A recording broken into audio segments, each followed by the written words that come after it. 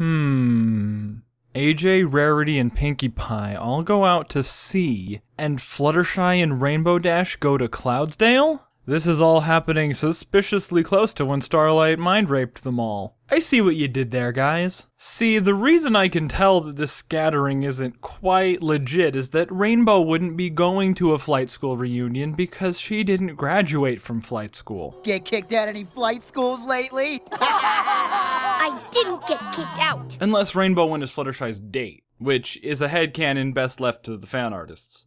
The fan artists who support the wrong ship. But moving on from that, having magical shit be the solution to a friendship problem is a fine line to walk. Because one of my all-time favorite episodes, For Whom the Sweetie Belle Toils, did that. Having a magical princess give you poor decision contextualizing information you have no way of knowing about isn't exactly something you can bank on happening in real life. But the message of For Whom the Sweetie Belle Toils is that you should think about the consequences of your actions before you act. Because getting a second chance like that is something that only happens in your dreams. Oh, good.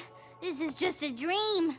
Actually, no. But I mean, what's the message here? If you're mad at your friends about something, chances are it's actually nobody's fault and you're just being big babies. Actually, you know, that's a really good message. Yeah. The animation is getting on-pointer and on-pointer episode after episode. Yeah, that's a word. Like Twilight bouncing here. From a writing standpoint, this episode left me completely cold, but it's teeming with these little things that make me go, yeah, I'm watching a show that I like right now. Every scene had like a little thing going on in it. Like Twilight polishing this teapot. I mean, she didn't have to be doing that in this scene. It's sort of weird that this episode has 4 credited writers and I don't care at all about the script. But the performances of these lines that I don't care about are awesome, like Twilight subtly slipping into each character's voice while she's reading their notes. But I must decline the invitation to your soiree. While I'm sure it will be positively resplendent, sorry I can't make it, but I'm still a mite upset about everything that happened on the boat. Plus, I'm right in the middle of a very important cupcake. You know you're doing your Pinkie Pie voice, right? If I gave a single fuck about anything that was happening in this episode, it would probably be one of my favorites. Because the disagreement, wait, no, it's a misunderstanding, and, they were on a boat? Kiev. Yes. And T-Pain. Cool. Or something? See, when I try to talk about the story, I just lose it. It's weird because there's, like, nothing wrong with the story, right? Is there? Ah, shit, I don't remember it. Hold on. In the one scene that's implied to be the truth, Rarity is wearing her trench coat and AJ is wearing her cowboy hat. It's almost like no part of any of the stories any pony told Twilight were true at all. Which is fine. I mean, when friends fight, it's usually about some stupid, meaningless bullshit that's better off forgotten than misremembered.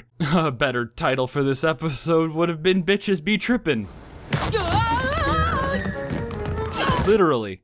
But this one scene that's implied to be the truth also sort of messes up the actual resolution of the episode. So if they barely made it out of the harbor, how did this thing get to the cucumber sandwich if it lives in deep water?